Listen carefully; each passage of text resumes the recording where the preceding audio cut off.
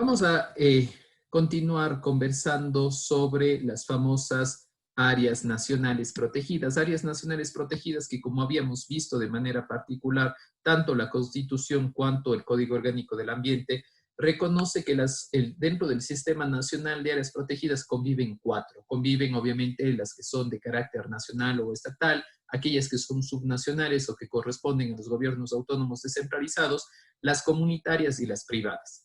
Dicho esto, creo que es necesario referirnos a qué sucede sobre todo a nivel de los gobiernos autónomos descentralizados.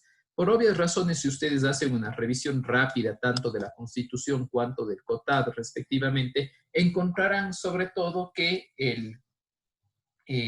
los gobiernos autónomos descentralizados, tanto provinciales cuanto municipales y los parroquiales también, tienen una cercanía bastante grande en relación con la protección del ambiente. Yo creo que por dos razones. La primera, obviamente, por un criterio de subsidiariedad, porque son los que están más cercanos, y en segundo, porque muchos de los bienes y servicios que estos proveen vienen atados. Es decir, por ejemplo, el gobierno provincial se ata, por ejemplo, al agua de riego, se ata, obviamente, a las grandes obras de infraestructura que se hagan en la cuenca. So pretexto, por obvias razones, también tendrá que tomar las medidas necesarias de protección y además le corresponde la competencia de gestión ambiental, al igual que en el caso del GAT municipal, por su parte, le corresponderá la provisión de algunos servicios, por ejemplo, el tema de residuos, el tema de agua, el tema de saneamiento, por obvias razones va a estar vinculado directamente. Ahora, ¿qué dice la Constitución y también las normas, el Código Orgánico respectivamente? Que los pueblos y nacionalidades indígenas van a jugar un rol preponderante. ¿Y por qué van a jugar un rol preponderante? Porque lo que se quiere dentro del Sistema Nacional de Áreas Protegidas es que, entre comillas, sean áreas vivas. Es decir, somos conscientes que si aproximadamente el 19% del territorio nacional está dentro del Sistema Nacional de Áreas Protegidas, lo lógico va a ser que determinadas áreas protegidas sí tengan presencia de seres humanos. Y es el caso precisamente de pueblos y nacionalidades indígenas en determinadas reservas. Lo lógico es que exista ¿qué? Una comunión, que exista obviamente una participación y sobre todo un tema de conservación. Y aquí viene uno de los principales dudas, si ustedes quieren, problemas que nos puede llegar a suceder y que se presenta sobre todo con ¿qué? Con los pueblos, nacionalidades indígenas y las actividades que estos realizan. Sobre todo diremos de manera particular, por ejemplo, lo que sucede con los pueblos y nacionalidades indígenas en la Amazonía respectivamente, y por eso empiezo con ello. Si ustedes se fijan, hay determinadas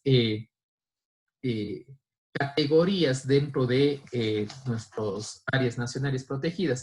Categorías que, como veíamos anteriormente, sí se encuentran en el artículo 41 del CODA. El 41 del CODA dice que las áreas protegidas se administrarán a través de 5 tipos. Parque Nacional, Refugio de Vida Silvestre, Reserva de Producción de Fauna, Área Nacional de Recreación y Reserva Marina, respectivamente. Dentro de estos son los términos generales. Pero ustedes verán, por ejemplo, que en el caso que están viendo de la Amazonía, por ejemplo, existe una categoría como la reserva biológica, y la reserva biológica es también una categoría respectivamente que se da. Si tienen interés, ya les voy a darles, ya les voy a dar la palabra a Ana. Es interesante revisar, por ejemplo, qué está sucediendo en estos días con la Corte Constitucional. La Corte Constitucional anda bastante, entre comillas, activa. Ustedes saben que una de las facultades y atribuciones que tiene la Corte Constitucional es, entre comillas, seleccionar casos que revistan interés con el propósito de desarrollar jurisprudencia vinculante a partir de las mismas. Y hago referencia a esto porque estaba hablando de la Reserva Biológica del Cóndor. En la Reserva Biológica del Cóndor, de manera particular en la zona alta del Nangaritza, ¿sí? Del río Nangaritza, se autorizó por parte del MAE y por la Agencia de Control de Regulación y Control Minero una explotación de minería metálica. Pobladores de la zona plantearon una acción de protección y en la acción de protección dijeron que se estaban vulnerando los derechos de la naturaleza y de manera particular que se estaba yendo en contra del 407 de la Constitución. ahí hay una gran discusión. Hay una gran discusión precisamente y que ustedes se tienen que formar, ustedes serán después los jueces, etcétera, y administradores de justicia, al igual que juristas, en respecto de las categorías, ¿sí? Porque lo que dice la Corte es si en este tipo de categorías, porque es un bosque protector, ¿sí? Dicho sea de paso, ¿sí? Dice, está cercano a la zona de la reserva biológica, en tanto en cuanto se le debería dar una protección. Y la Corte ve la gravedad del asunto y dice que quiere desarrollar su jurisprudencia a partir de este hecho, sobre pretexto de que existe en teoría un grave riesgo que se pueda tener frente a esto. Dicho sea de paso, ustedes entenderán que se está aplicando los criterios de precaución y prevención respectivamente. Ana, tiene la palabra. Buenos días, doctor. Mi pregunta va dirigida a las zonas protegidas. ¿Me podría explicar tal vez cuál es la diferencia entre el Parque Nacional y la zona de recreación, por favor? Supuesto, sí. Lo había dicho la semana pasada, sin embargo, lo repito. El Parque Nacional en general, sí, primero, por ejemplo, tiene un cambio a nivel de su extensión. La extensión de un parque nacional es obviamente más grande. También tiene unas razones de carácter histórico. Y tiene unas razones de carácter histórico porque antes, de manera particular, lo que sucedía era que se establecía las categorías de acuerdo a lo que señalaba el Instituto para la Conservación, que se llamaba el INEFAN, y el Ministerio del Ambiente tomó esas competencias. El Parque Nacional, sobre todo, lo que busca, por ejemplo, es la protección de un gran ecosistema dentro de una gran superficie. A diferencia de un área de recreación que tiene por propósito, dadas sus características sí ecosistémicas, sí, y les hacía la comparación entre el Parque Nacional El Cajas y el área de conservación Quimsacocha. En el caso de Quimsacocha, en cambio, es que dadas sus características paisajísticas, sus características geológicas y también geológicas respectivamente, hacen que, entre comillas, sea atractivo, ¿sí? ¿Cuál es la historia en general de los parques nacionales? ¿Sí? Dentro de los parques nacionales a nivel internacional, sobre todo, y que creo que es necesario tenerlo presente, es que la idea de conservación, ¿sí? Se dio a través de dos momentos. El un momento ustedes lo pueden encontrar de manera específica en Europa y el otro de manera puntual en Estados Unidos y Canadá respectivamente. En el caso de Europa, ¿cuál fue la idea? La idea que se quería era tenían ellos una idea bastante clara respecto de que ellos preferían la conservación ex situ. ¿Sí? Recuerden, si estamos hablando de parques nacionales, estamos haciendo conservación in situ, en el lugar. ¿Sí? ¿Qué hacía? ¿Cuáles eran las nociones europeas? Y las nociones europeas de manejar esta conservación ex situ tenían ciertas razones. Y las razones que tenían, ustedes las sabrán entender. ¿Por qué? Porque muchos de los países, estamos hablando de Europa, Europa entre comillas es un continente viejo, ¿sí? Por su desarrollo, ¿sí? Y sobre todo por la función que tuvo a manera de imperios y de conquistadores. ¿Qué quiere decir eso? Quiere decir que ellos utilizaron la figura, mucho la figura, por ejemplo, de dos cosas específicamente, tanto de los zoológicos cuanto de los jardines botánicos. La conservación ex situ, de manera puntual en nuestra legislación, está regulada a partir del artículo 66, ¿sí? Y el 66 habla de viveros, de jardines botánicos, de zoológicos, de centros de cría, de centros de rescate y bancos de geoplasma y acuarios. ¿Cuál era la idea? La idea en ese entonces, si estamos hablando de la época de los grandes imperios, ¿cuál era?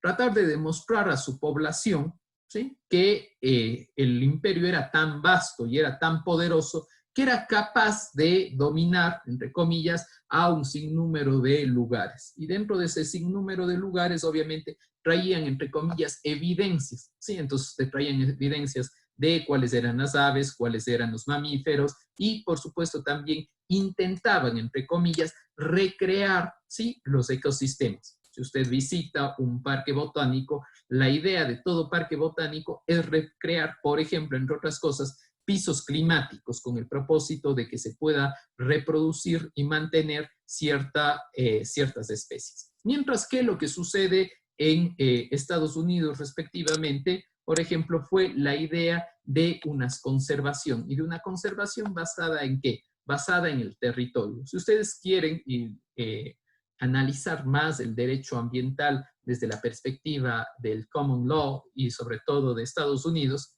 ellos plantean sobre todo la protección del ambiente basada en el principio de la propiedad privada. Y la propiedad privada con, entre comillas, ustedes conocen, limitaciones. ¿Y limitaciones cuáles? Unas de carácter ambiental.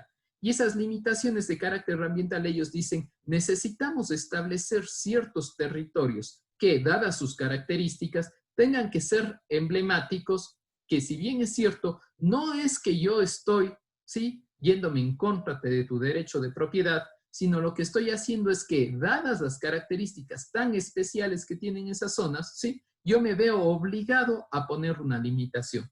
Y me veo obligado a poner una limitación ya que va a satisfacer el interés del resto, ¿sí? Entonces, en ese caso, la idea del Parque Nacional fue generar una comunión, buscar una cercanía, si tú quieres, con el propósito de proteger, obviamente, características especiales. Por ejemplo, la presencia de una especie determinada, ¿sí? Y Estados Unidos manejó este tema, entre comillas, bastante bien. Ellos generaron un sistema nacional de áreas protegidas y de parques nacionales. Y los parques nacionales, de manera particular, son muy estudiados en el caso americano porque ellos supieron vincular que la ciudadanía, estamos hablando de la década de los 60, 70, ¿sí?, del siglo pasado, supieron vincular cómo la ciudadanía se empodere y vea que la protección era necesaria, es decir, que no era un estorbo, sino que al contrario, las personas podían disfrutar de ello, ¿sí? Muestra de ello es, entre otras cosas, que ustedes han visto, por ejemplo, en la filmografía americana, un sinnúmero de relaciones con los parques nacionales. Dicho sea de paso, por ejemplo, un personaje de Hanna-Barbera que fue muy famoso, de pronto ustedes crecieron con él o al menos lo han visto, por ejemplo, era el oso Yogi.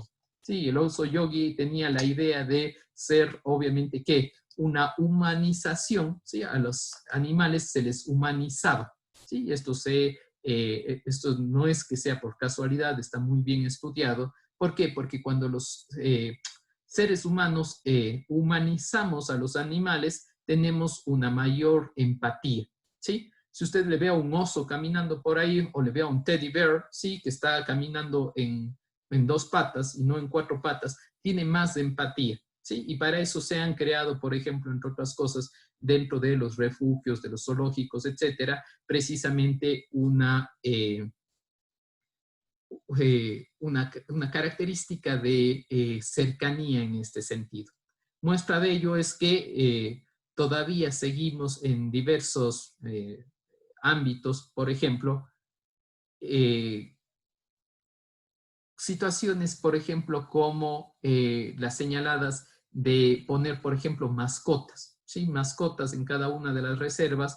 Ustedes se fijan, por ejemplo, en lo que tienen en la pantalla, Parque Nacional Yasuní con un tucán, en el caso de la Reserva Cuyabeno, un jaguar, ¿sí? En el caso de los cofanes con tapir, etcétera, etcétera, ¿sí? Con el propósito de que los seres humanos vean cuál es la presencia de manera particular, ¿sí? Entonces, al final del día, la idea que se trae ya de manera puntual al Ecuador, ¿sí? Es de manera particular ya a través de, ya le doy la palabra, a través de convenciones internacionales que toman todas esas ideas adicionales y lo que terminan diciendo es, oiga, usted va a tener que establecer a las áreas naturales, en este caso a los parques nacionales, ¿sí? Con el propósito sobre todo de que de tener una protección especial de la integridad ecológica de sus ecosistemas, es necesario poner ciertas limitaciones respecto al uso de ese suelo y sobre todo también tener la posibilidad que se realicen experimentaciones, investigaciones de carácter científico y obviamente por obvias razones se tiene que cumplir un tema de extensión, un tema de presencia, como están viendo ustedes, de flora o fauna determinada, así también como que es necesario de manera particular sus características para una existencia, por ejemplo, de situaciones relacionadas con rasgos ecológicos. Caso específico, por ejemplo, del Parque Nacional El Cajas, ¿sí? Un sistema de más de 200 lagunas y que provee servicios ambientales, por ejemplo, de agua potable en el caso de Cuenca. Estefanía Luzuriaga tiene la palabra. ¿Cómo está, doctor? Buenos días. Buenos días. Doctor, aprovechando que mencionó el tema de Estados Unidos, yo tenía una consulta en cuanto, por ejemplo, a los casos de Disney World. En el caso de SeaWorld, no sé si recuerda, hace algún tiempo hubo este caso de la ballena que atacó a una persona que trabajaba en el parque y bueno, muchos otros que han habido personas que han resultado heridas y en este caso de la chica que falleció. Yo quería consultarle qué clase de regulación se aplica ahí, debido a que como bien sabemos, ahí más bien a lo que está enfocado es a la recreación, es de alguna manera al turismo y se desnaturaliza o se pone en riesgo a especies. Quería consultarle qué tipo de regulación opera ahí y cómo se podría de alguna manera defender las especies y a los animales que se encuentran en cautiverio. Muchas gracias, buena pregunta. Hay un tema particular que precisamente se basa en las herramientas para la gestión y protección, en este caso, de las especies ex situ, es decir, fuera de su hábitat natural, ¿sí? Al respecto, es muy emblemático, la presencia, por ejemplo, de Disney World ha sido siempre muy emblemático, porque, y muy emblemático me refiero en relación con el ambiente, porque el primer caso donde la justicia norteamericana se pronunció precisamente sobre la existencia o no, ¿sí?, de un daño ambiental y la posibilidad de protección, entre comillas, de la naturaleza, fue un caso donde operaba precisamente Disney World. ¿Sí? Estamos hablando de 1968 aproximadamente. ¿Sí? ¿Qué pasó? Querían construir precisamente un parque de diversiones cerca de una reserva natural. Y esta reserva natural, de manera específica, tenía unos árboles que eran emblemáticos, ¿sí? Entonces, la protección que se hizo, uno de los jueces fue el primero en entrar en debate. Si quieren, después les comparto el paper donde se hace referencia a la sentencia. Y ellos, por primera vez, se expresaron que era necesario poner limitaciones. Dicho esto, también hay que tener presente en el caso norteamericano que, por ejemplo, Disney World, como una gran franquicia, como una gran empresa, tiene la idea de realizar situaciones de carácter de diversión. Y aquí viene una de las principales dudas respecto de la utilización de los animales para espectáculos. Y aquí, perdón que voy a sonar medio cansino, pero también creo que es necesario referirse al tema histórico, ¿sí? Y el ser humano siempre ha estado vinculado a los temas de intentar explicar su dominio, su presencia, es decir, la visión antrópica frente a la dominación del animal, con el pretexto de mostrar su poderío, su capacidad de lucha, etc. Sí, por eso, entre otras cosas, los grandes espectáculos que se tenían en Roma era precisamente la dominación de fieras salvajes. Y dicho sea de paso, no eran de cualquier fiera, eran de fieras salvajes que usualmente venían de otras latitudes, con lo cual se brindaba un espectáculo que es desde el punto de vista de ver, obviamente, especies exóticas y versus la lucha con el ser humano, el morbo, dicho sea de paso, que se generaba ahí, de una lucha animal-hombre, quien triunfa, y también la posibilidad de una muerte repentina. ¿Sí? Por eso se hablaba siempre de darle al pueblo pan y circo. Dicho esto, sí, la idea fue después, estábamos hablando, por ejemplo, en el caso europeo, que la conservación ex situ se lo hacía a través de zoológicos y a través de jardines botánicos. Pero la idea fue también generar el tema de los circos. Circos con el propósito, entre comillas, ¿sí?, de que la población pueda distraerse y que se pueda distraer durante épocas de guerra, durante épocas de hambruna, etc. ¿Sí? Y esta idea llegó al siglo XX y al siglo XXI respectivamente, con críticas sobre todo del movimiento animalista. El movimiento animalista que dijo, oiga, no puede ser posible que estemos terminando el siglo XX, iniciando el siglo XXI, y que todavía se preserven situaciones que estaban aceptadas o que formaban parte de espectáculos, por ejemplo, de la vida romana respectivamente. Ergo, no podemos seguir permitiendo que existan estos espectáculos y muchas legislaciones, incluidas por supuesto el Ecuador, sí, han prohibido de manera expresa, por ejemplo, que en los circos, está regulado tanto en el CODA y estaba regulado también en su momento, también en la Ley de Biodiversidad, que ya fue derogada y también está regulada en el TULMAS, ¿sí? La prohibición de utilización de animales en espectáculos. Muestra de ello es que si ustedes se van ahora a un circo, ya no van a ver a un elefante, a un oso polar, sino van a ver directamente a payasos, acróbatas, etc. ¿Sí?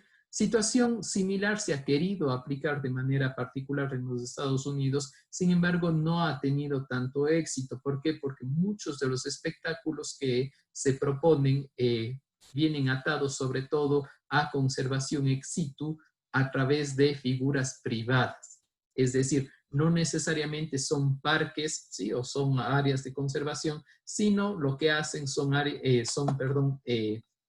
feudos privados que recrean características, por ejemplo, tipo zoológicos o tipo acuarios, en este caso sería el tema de acuarios a través de conservación ex situ, y proveen obviamente espectáculos marinos. Hay muchas críticas ahí y también obviamente algunos estudios al respecto que consolidan esta posición, que señala, entre otras cosas, que, entre comillas, no necesariamente el animal disfruta haciendo este tipo de manera particular, en el caso de los acuarios que usted está señalando, ¿sí? No disfruta necesariamente de estas actuaciones y que está sometido a un estrés. No sé si ustedes han tenido la oportunidad de visitar algún zoológico, pero, o alguna área, sobre todo, por ejemplo, de reintroducción, en el caso del MAE, ustedes van a observar, no en todos los casos, por supuesto, pero que en algunos casos se ve el estrés que tienen los animales. Y el estrés que se ve en los animales, por ejemplo, a veces es cuando se muerden su lana o cuando se hacen daño, ¿sí? Se autoflagelan. Y también situaciones, por ejemplo, con características de estrés de movimiento. Va a la jaula, regresa a la jaula, va a la jaula, regresa a la jaula, o movimientos circulares, entre otras cosas, ¿sí? Eso ha hecho que, obviamente, cada vez se vaya disminuyendo, por ejemplo, capacidades de carga, y en el caso específico que pregunta, lo que se ha hecho de manera particular para dar una respuesta, aquí viene ya un tema más de carácter civil, de reparación por los daños, ¿sí? Que dicho sea de paso, cuando se ingresa a los parques, automáticamente se contrata un seguro de vida y un seguro obviamente que permite, por ejemplo, entre otras cosas, si usted sigue las normas, porque hay unas normas de manera particular, si usted sigue las normas y aún le pasa un accidente, usted está cubierto por ese seguro. No sé si le contesté su pregunta. Sí, doctor, muchas gracias.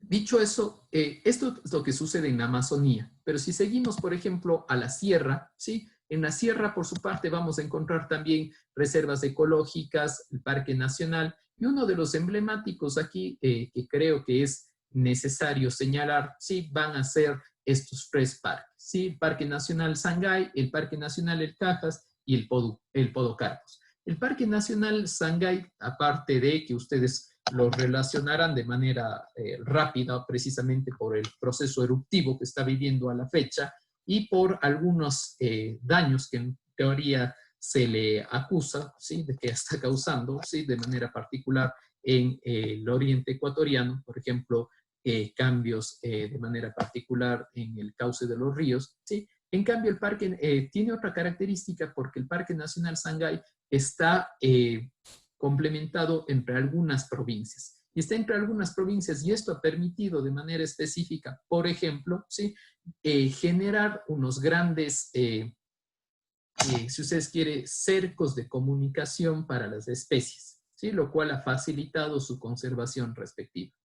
Mientras que en el Parque Nacional El Cajas, las características, como ya les había dicho, y que sobre todo sepan ustedes identificar las diferencias que operan de manera puntual en el Parque Nacional El Cajas frente a otros áreas de conservación, por ejemplo, y a veces hay esa confusión, y que yo no quisiera que ustedes la cometan, ¿sí? Es que lo que le regula el 407 de la Constitución sí es a un parque nacional, pero no al macizo del Cajas. Es decir, wait, ¿cuál es la diferencia? ¿Sí? El Parque Nacional El Cajas se encuentra dentro de la regulación nacional y es una característica, como ya lo hemos visto, que se encuentra protegido tanto a nivel constitucional cuanto legal.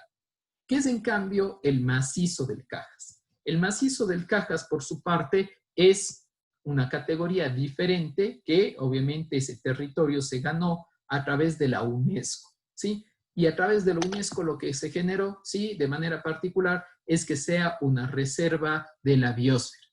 Y como es una reserva de la biosfera, tiene obviamente, debe tener un tratamiento especial porque el Ecuador forma parte de la Convención de la UNESCO y la UNESCO, sí, de manera particular, ustedes conocen, es obviamente el subsistema de manera particular de educación, investigación y cultura de Naciones Unidas, ¿sí? Entonces, cuando le dio este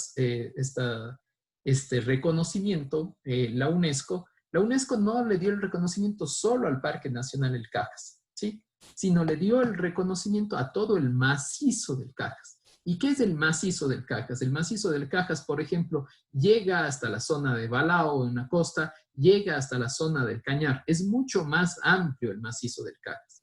Y al ser mucho más amplio el macizo del Cajas, se supone que su protección es totalmente distinta. Y aquí vienen muchas veces las confusiones que se terminan generando, ¿sí? Entonces, el problema de manera particular que se genera es ese uno, y dos, el otro problema que se genera es que también el Cajas se encuentra inserto en el Capacñán. Capacñán, como ustedes conocerán, es el Camino del Inca. Y el Camino del Inca también es patrimonio cultural de la humanidad. Pero atención, no solo es el tramo que pasa por el Cajas, es todo el Camino del Inca, ¿sí? Entonces, a veces, dependiendo de los territorios en los que nos encontremos, queremos de manera particular pedir una protección y no corresponde en ese sentido. Del mismo modo, si ustedes quieren hacer un comparativo, ¿sí? Lo que les sucede a los cuencanos respecto con el Cajas, respecto de su provisión de líquido vital, lo mismo les sucede a los quiteños respecto de la Reserva Ecológica Antizana. Gran parte del agua que recibe la ciudad de Quito, no digo todas, pero un porcentaje bastante alto, cercano al 40%, viene de los deshielos de la Reserva Ecológica Antizana. Y aquí viene otra de las grandes discusiones. Las discusiones respecto de qué áreas, por ejemplo, como el Cajas o como el Antizana respectivamente, deberían estar abiertas o no al público. ¿Por qué? Porque de manera específica la Reserva Ecológica Antizana, antes, ¿sí? Antes del año 2013 respectivamente, no estaba abierta al público. Y no estaba abierta al público por una razón que ellos consideraban de manera específica que era una zona sensible porque era la zona de recarga hídrica. Y al ser una zona de recarga hídrica, lo que querían de manera particular era precautelar esa zona porque estaba, entre comillas, el agua y obviamente los temas más importantes para la ciudad. Entonces, fue eso lo que generó una gran discusión porque autoridades de ese entonces, del Ejecutivo de ese entonces, dijeron, nosotros queremos ingresar. Y les dijeron, no, no pueden ingresar. Y tuvo que intervenir el presidente de la República y bajo ese pretexto se autorizó la entrada en estos territorios. Ramiro Urgiles, ¿usted cree que en estos tipos de áreas como el Parque Nacional El Cajas, en las zonas correspondientes a área de recarga hídrica y en la Reserva Ecológica Antizana, ¿es lógico que las personas ingresen o usted establecería una prohibición? Buenos días, doctor. Buenos días. Yo creo que, como habíamos dicho antes, había las dos posiciones, una que decía que debe haber una prohibición absoluta del ingreso a este tipo de zonas y otra que sostenía que sí debe haber ingreso para que exista una mayor concientización. Yo cuando había investigado sobre el manejo del Parque Nacional de Cajas, había averiguado que una de las mejores formas para establecer procesos de manejo descentralizado de las áreas protegidas era la participación de la población, entonces de diversos estamentos de la población, tanto de los grupos originarios como de las personas que viven en forma aledaña y también las personas de la población civil en general. Entonces yo creería que deberían ser regulaciones sumamente estrictas, pero tampoco se debería en forma total el ingreso de las personas, porque la participación propia de la gente creo que mejoraría el manejo y ayudaría a la concientización en relación a la conservación de este tipo de áreas. Muchas gracias. Salomé Campoverde, pero ¿cómo establecer límites?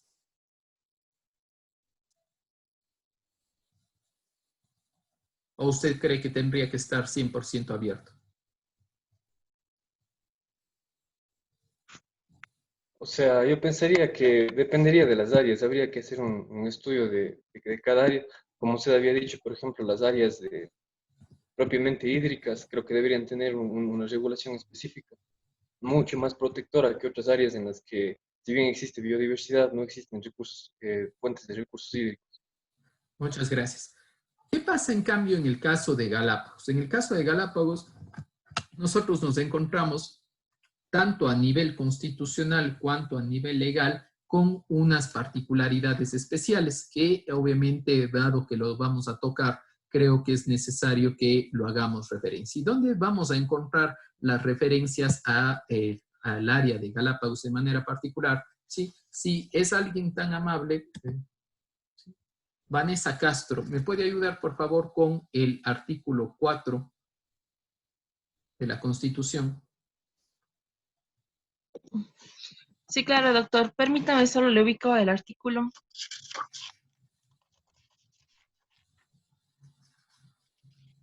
Listo. Artículo 4. Territorio del Estado. El territorio del Ecuador constituye una unidad geográfica e histórica de dimensiones naturales, sociales y culturales, legado de nuestros antepasados y pueblos ancestrales. Este territorio comprende el estado continental y marítimo, las islas adyacentes, el mar territorial, el archipiélago de Galápagos, el suelo, la plataforma submarina, el subsuelo y el espacio suprayacente continental, insular y marítimo. Los Perfecto. límites son los determinados Ahora, gracias. Ahora muchas gracias. Le voy a hacer una pregunta, por favor, Pamela Andrade. ¿Está Pamela? Sí. Pamela Andrade. ¿Qué derecho de manera particular nos ofrece las Islas Galápagos que sin estas el Ecuador no los tendría a nivel internacional?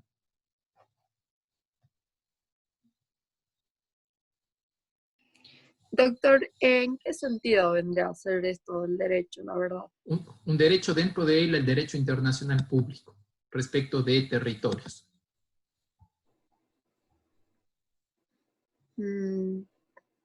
No, doctor, No. no. Gracias. Guido Versosa, por favor, ¿cuáles son los límites del Ecuador? ¿Me puedes decir cuáles son los límites del Ecuador? Buenos días, doctor. Los límites. De los límites del Ecuador. Al norte, ¿qué está? Colombia. Muy bien. Los límites del Ecuador son, bueno, al norte está Colombia, al oeste está, al sur Perú, Ya. al este también estaba Perú. Muy bien. Y al oeste el Océano Pacífico. Sí. No tenemos ninguna otra, no somos limítrofes con ningún otro estado. No, me parece que no. No. Con Costa Rica, doctor. Muy bien, perfecto. Doctor, sí. Costa Rica. Sí, con Costa Rica. ¿Y por qué? Muy bien, Néstor. ¿Por qué tenemos limitación con Costa Rica?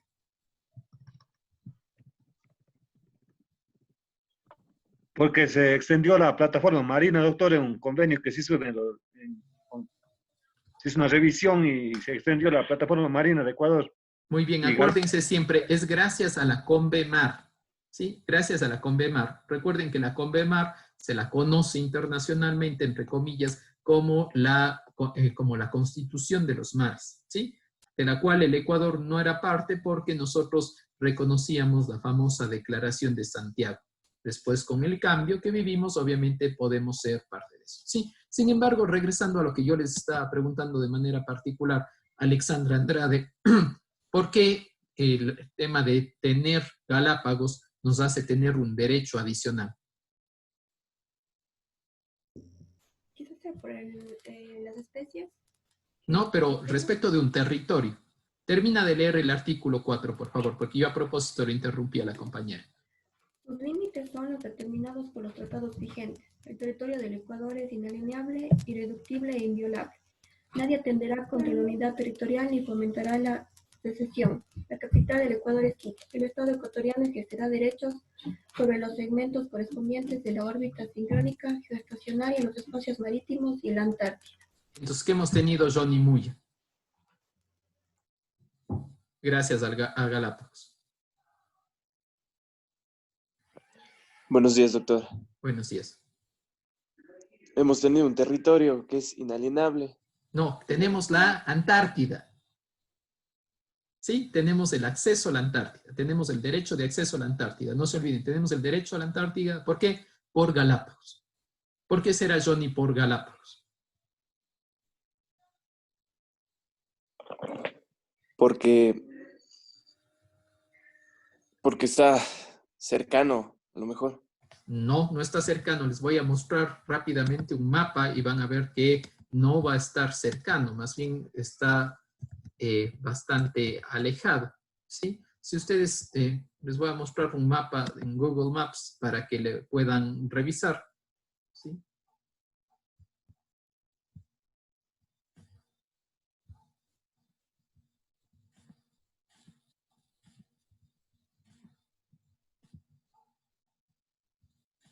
Aquí está el Ecuador, ¿sí? Y aquí está, obviamente, Galápagos. ¿Cuál es el punto más saliente del continente en el Océano Pacífico? Si se fijan, el punto más saliente usualmente nosotros de manera equivocada solíamos decir que era la península de Santa Elena, ¿sí? Que era Salinas. Nota mental, esto ya lo habíamos hablado en alguna oportunidad, ¿sí? Y estábamos hablando de la lobería respectivamente, ¿sí? Para que se fijen dónde está la lobería, ¿sí? Esta punta de aquí, esta es la chocolatera. Y solamente esta puntita de lo que estoy señalando, ¿sí? Esta es una área especial de protección. Y es un área especial de protección por dos razones. Una, por una razón geoestratégica, militar, y también por una razón de manera particular ambiental. En el tema geoestratégico, les quiero por favor que lo recuerden, ¿sí? Ustedes este rato podemos estar conectados de manera particular a través de internet, ¿sí? Sí saben que llega al Ecuador 2 cables submarinos. Antes teníamos solo un cable submarino de comunicación. Los cables submarinos llegan aquí, en la península de Santa Elena, en Salinas, y el otro cable llega ahora a la fecha, ¿sí?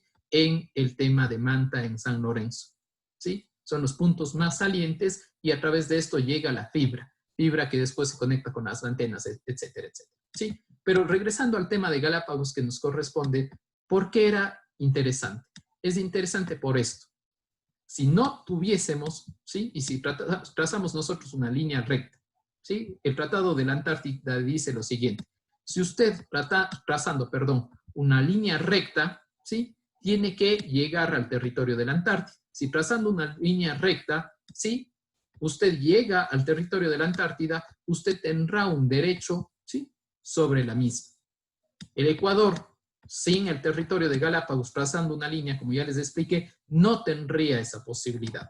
Ergo, el territorio de Galápagos nos concede ese derecho, lo cual, de nuevo, desde el punto de vista geoestratégico, es muy importante para nosotros, ¿sí?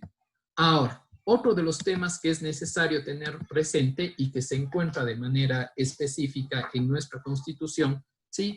En los aspectos relacionados con la organización territorial del Estado y que es necesario tenerlo al momento de interpretar y de entender la situación en el caso de Galápagos, ¿sí? Se refiere a qué sucede y cuál es el régimen especial en el que se encuentra. Les voy a pedir, por favor, que leamos el artículo 242 de la Constitución. Y vamos a concentrarnos en el segundo párrafo. Si me ayuda, por favor, alguien. Julio León, ¿me puede ayudar, por favor, con la lectura? Claro, doctor, déjeme lo ubico el artículo. 242 dijo, ¿verdad? Sí, y también se prepara Brian Domínguez con el 250. 242, leamos, por favor. Ya, doctor. 242. Dice, el Estado se organizará territorialmente en regiones, provincias, cantones y parroquias rurales. Por razones de conservación ambiental, étnico-culturales o de población, podrán constituirse en regímenes especiales. Los distritos metropolitanos autónomos, la provincia de Galápagos y las circunscripciones territoriales indígenas y pluriculturales serán regímenes especiales. Es tan régimen especial Galápagos, como ustedes lo conocerán, ¿sí? Que tiene una ley especial. Y tiene una ley especial que, por ejemplo, entre otras cosas, tiene hasta autoridades especiales, ¿sí? Y estas autoridades especiales dependen, por ejemplo, ¿sí? En el caso de la administración, de un gobierno especial. Y ese gobierno especial, por ejemplo, es nombrado, no hay un gobernador como tal, sino hay un presidente de ese consejo que es nombrado directamente por el presidente de la República. De la misma manera, para que vean tantas limitaciones que existen con el propósito de la conservación, que es la única parte del territorio que incluso los nacionales tenemos que restricciones de movilidad. ¿Usted puede entrar a Galápagos? Sí, en tanto en cuanto cumpla con unos requisitos. Y obviamente tiene derecho a permanecer en ese lugar un tiempo determinado. Una vez que termina ese tiempo determinado, entre comillas, sí, usted ya no es una persona regular y usted está infringiendo la zona especial de Galápagos. No así, obviamente, lo que sucede con los colonos. Además, los colonos también van a tener un régimen especial y unas prebendas especiales por el hecho de pertenecer ahí.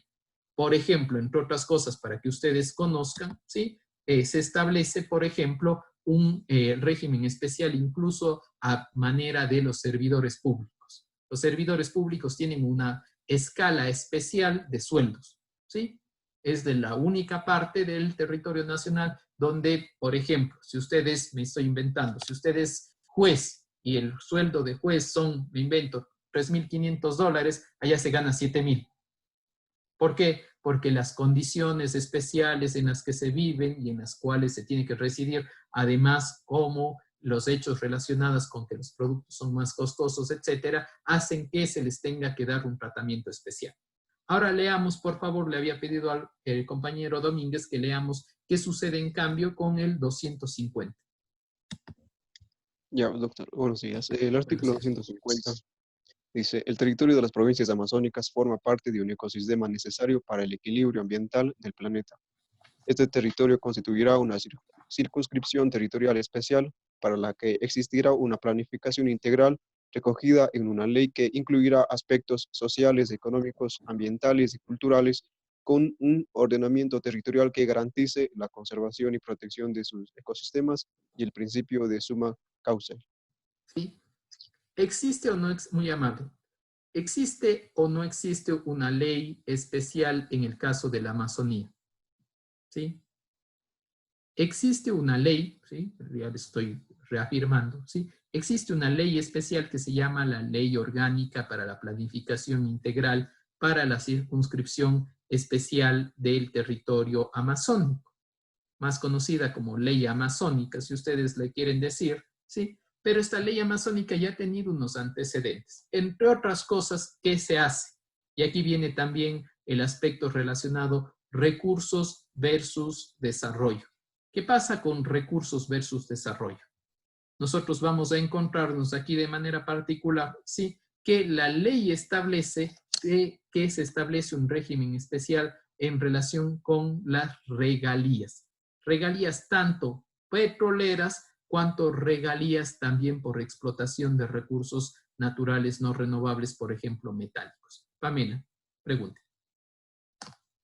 Sí, doctor. Bueno, justo en el tema de Galápagos, hace tiempo yo había leído una noticia, más o menos por 2019. Se había tratado de que va a haber una militarización de la zona de Galápagos, pero realmente lo que se hablaba es que Estados Unidos se ocuparía de lo que es la ampliación del aeropuerto de la isla San Cristóbal.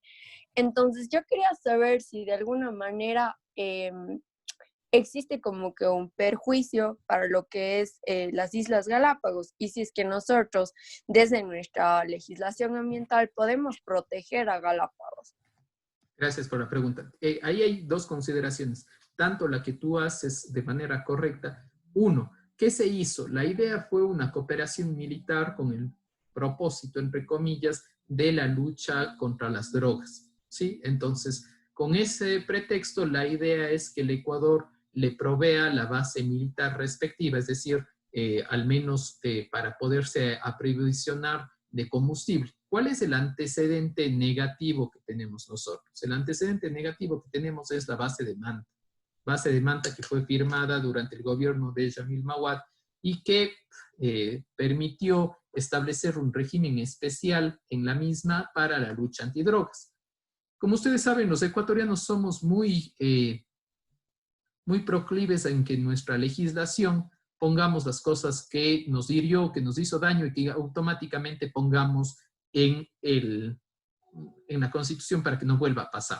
El artículo 5 de la Constitución, no voy a pedir la lectura, lo voy a leer yo mismo, señala que el Ecuador es un territorio de paz y dice, no se permitirá establecimiento de bases militares extranjeras ni de instalaciones extranjeras con propósitos militares. Y aquí viene un poco la discusión de lo que tú planteas. Se prohíbe ceder bases militares nacionales a fuerzas armadas o de seguridad extranjera.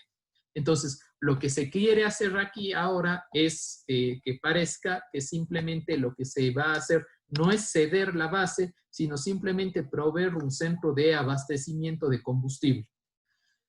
Ya lo verás tú si es exactamente lo mismo o no, con otras palabras, ¿sí? Y dos, otro de los problemas que se plantea en Galápagos a la fecha, ya no en 2019, sino a la fecha, es que en la ley humanitaria, atención, en la ley humanitaria, es decir, no tenía nada que ver, ¿sí? La ley humanitaria, en las disposiciones transitorias, la Asamblea Nacional aprobó el proyecto de ley con una disposición que establecía que se abrían los vuelos a Galápagos, ¿sí? A los vuelos internacionales, es decir, que ya no tenían que llegar directamente a Quito, Guayaquil y después tomar un vuelo nacional, sino que se abría eso.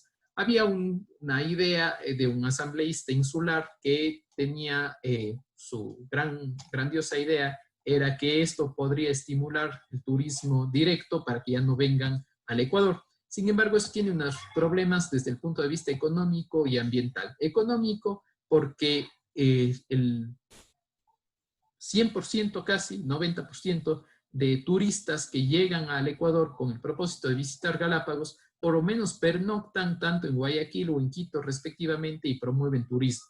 Si no habría esto, los nichos de turismo de estas dos ciudades caerían significativamente. Y dos, desde el punto de vista ambiental, para que pueda aterrizar un avión internacional, se necesitan unas características especiales del aeropuerto. Ergo, lo que tú estás diciendo, se tendría que incluso ampliar las pistas, ¿sí? Y además, nosotros lo que hacemos con los vuelos nacionales y con los extranjeros es que se vivan procesos precisamente de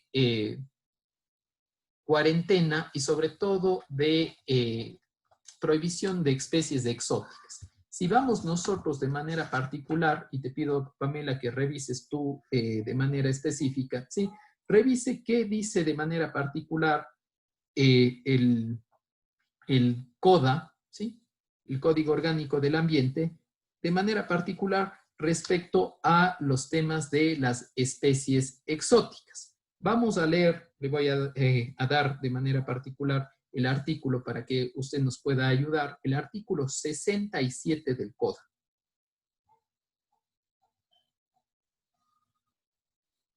Ya, doctor, solo se carga y ya le... Y después lee también el 69 y el 70. Y ahí vamos a hacer un comentario en el 70 de manera particular. Ya. Muy el bien. 67, por favor. ¿Cuántos? Disculpe, doctor. 67. Ya, muy bien. Artículo 7. Regulación de especies exóticas. La introducción al territorio nacional y el manejo de las especies exóticas se realizará sobre la base de una evaluación de riesgo sobre los posibles impactos a la biodiversidad y bajo los parámetros establecidos en instrumentos internacionales. Lea, por favor, el último párrafo. El manejo, importación y solicitud de introducción de especies exóticas, incluidas las domésticas, se lo hará conforme al principio de precaución, en concordancia con la normativa sanitaria vigente del país y las disposiciones contenidas en este código. ¿Por qué? Porque ustedes conocerán que existen prohibiciones a nivel internacional de las cuales el Ecuador forma parte, por ejemplo, de tráfico de vida silvestre. Son los casos, por ejemplo, de introducción de, bajo el convenio CITES. ¿Sí? Acordaránse de eso, del convenio CITES. ¿Sí? Ahora, ¿qué pasa ahí? Que, por ejemplo, no sé si ustedes han visto, pueden verlo en una página de internet o pueden verlo en el acuario de confianza, ¿sí? Ahora hay una introducción altísima, por ejemplo, de peces, ¿sí? De reptiles, que vienen de Tailandia, de la India, de Madagascar, etcétera, peces de colores y una serie de especies. ¿Por qué? Porque se ha flexibilizado bastante esto. Sin embargo, ¿qué pasa de manera particular con el 69, por favor, de manera puntual, cuando ya no estamos hablando del territorio nacional, sino estamos hablando de manera particular ya de las áreas en el Sistema Nacional de Áreas Protegidas? Artículo 69. Prohibición de introducción de especies exóticas en el Sistema Nacional de Áreas Protegidas. Se prohíbe la introducción de especies exóticas en el Sistema Nacional de Áreas Protegidas. De manera excepcional se permitirá la introducción de especies exóticas para el control biológico cuando exista la justificación técnica y científica demostrada a través de la evaluación de riesgo y evaluación de impacto ambiental. ¿Cuál puede ser ese, por ejemplo, en el tema de un aeropuerto? Anabel, ¿cuál podría ser en el caso de un aeropuerto? ¿Qué especie exótica se necesita en un aeropuerto? ¿Qué especie exótica se necesita en un aeropuerto? ¿Sí? ¿Cree que se necesita alguna especie exótica en un aeropuerto? En un aeropuerto. Sí. Bueno, que se afecten especies. No, sí. que se necesite, se necesite. ¿Usted necesitará o no necesitará? No, doctor. No creo. ¿Alguien cree que se necesite? ¿Alguien me puede ayudar? Doctor, sí.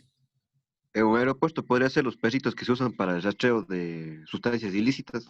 Bueno, puede ser uno, sí. Jaime, ¿qué más puede ser? Doctor. ¿Sí? ¿Saben usar águilas, me parece, o aves rapaces para... Muy bien, perfecto. Efectivamente, a eso me refería. Jaime Chicaiza, ¿quería decir algo? Sí, Doc, lo de las águilas y los halcones, lo mismo, para evitar que las aves se metan en el espacio aéreo.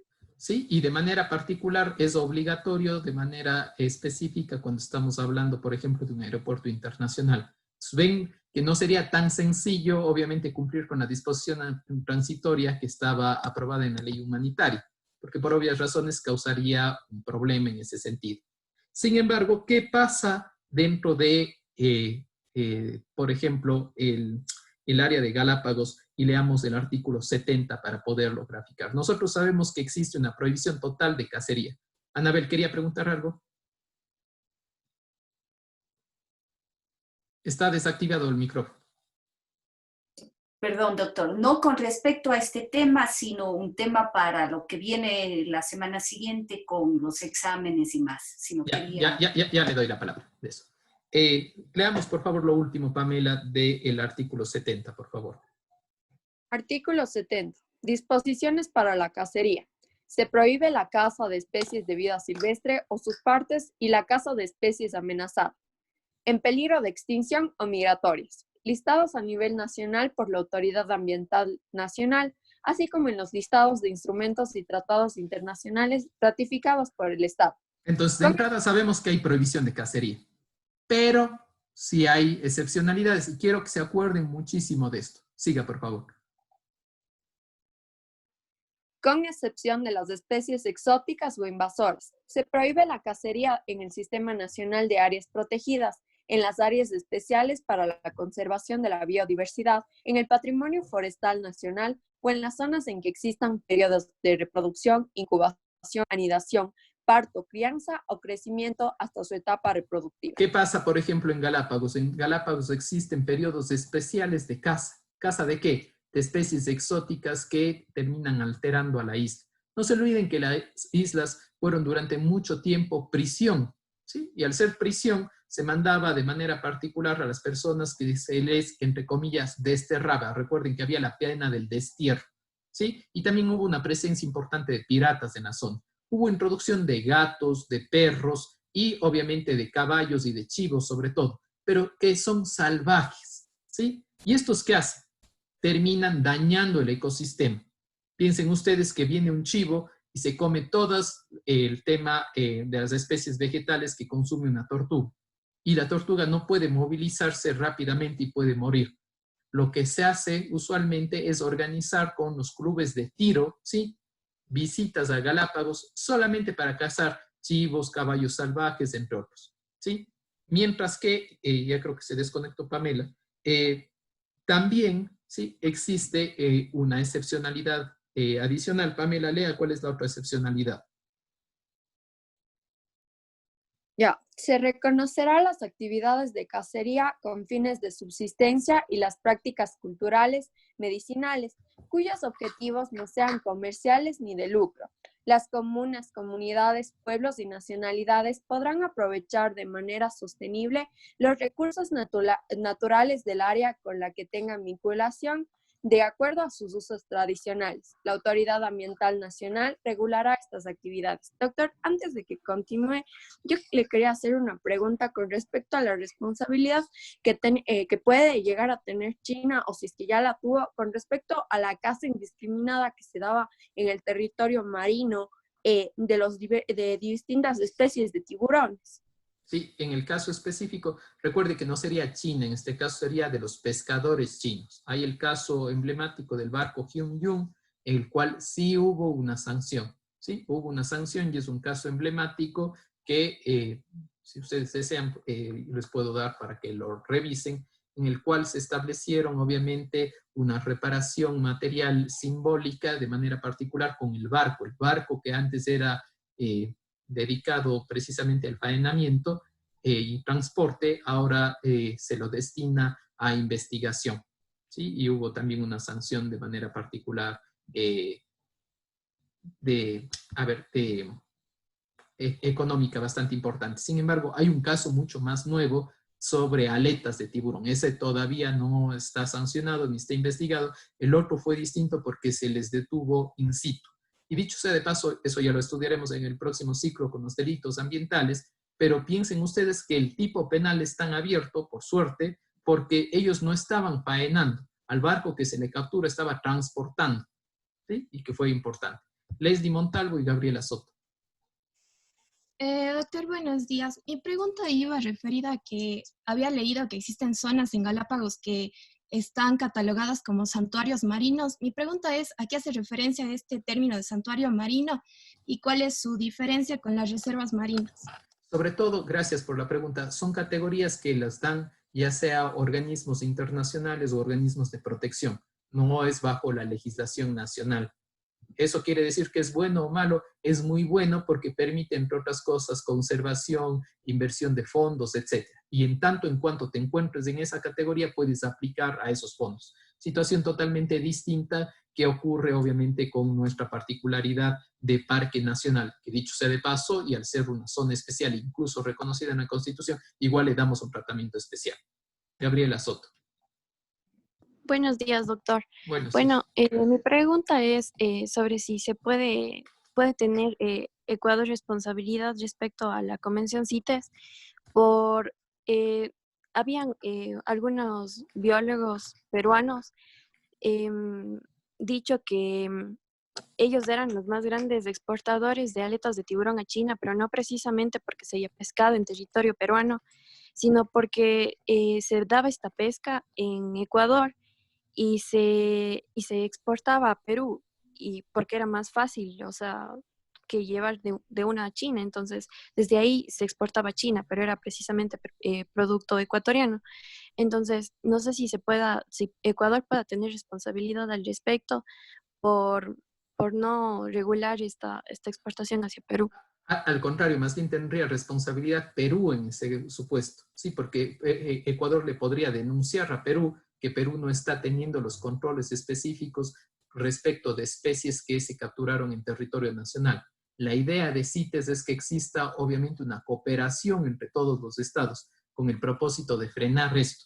Es decir, si yo sé que mis especies están saliendo por tu territorio, yo te alerto y tu policía, tu aduana conoce CITES, porque entre paréntesis, CITES es conocido por las aduanas, por los policías, y saben que se necesita ciertas especies tener unos permisos especiales, ¿sí? Por ejemplo, una cosa clarita para que vean en CITES, ¿sí? CITES, por ejemplo, yo soy aficionado a las orquídeas, ¿sí? Y soy aficionado a las orquídeas, pero para poder sacar a una orquídea que va a participar en un evento internacional en Estados Unidos, yo tengo que obtener una autorización del Ministerio del Ambiente. El Ministerio del Ambiente le da, entre comillas, cual si fuese un pasaporte para que pueda salir esa planta. Esa planta es revisada en aduana y por parte de la policía y puede salir. Caso contrario, no puede salir. Lo mismo ocurriría en este caso con especies marinas. Y dicho esto, Anabel quería hacer alguna consulta porque vamos ya... Sí, doctor. Pedirle, de ser posible, estamos a una semana del examen, de los exámenes interciclo, ¿podría haber de alguna manera una especie de revisión? Si bien hemos adelantado con los textos y más, sobre lo que usted considere que debemos profundizar, no sé si de alguna manera podemos hacer una clase como revisión de lo que va a ingresar. Podríamos hacerla el próximo viernes, la segunda media hora, ¿sí? La destinaría a ese efecto, ¿sí? Está bien, no hay ningún problema. Tengo entendido que incluso seguiremos con la misma dinámica, que las actividades se suspenderían durante los exámenes. Entonces, eso estaríamos a lo que nos dispongan las autoridades respectivas. Por suerte, con ustedes ya tenemos las notas, entonces no habría problema en ese sentido con los aportes. Sí, eso sería todo. Y el día... Sí, por favor. Disculpe, una consulta. ¿Podría repetir el artículo, el primer artículo que revisó Pamela del CODA respecto a lo que hablábamos de las especies? Sí, previo al 69. Sí, sí. Estábamos hablando del artículo 67.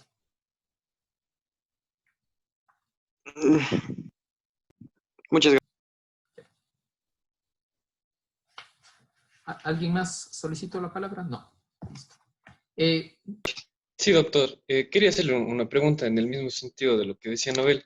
Tenía una duda en relación a si la sentencia que del Río Atrato entraría para el interciclo o no tendríamos que estudiar. Sí, tendrían que estudiar. Sí. Pero estudien ya el resumen de los compañeros, ya no estudien toda la sentencia.